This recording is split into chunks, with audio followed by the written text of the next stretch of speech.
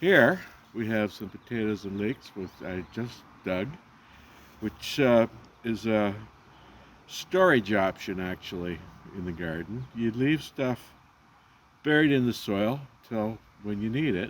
Of course, you have to harvest it before uh, freeze up.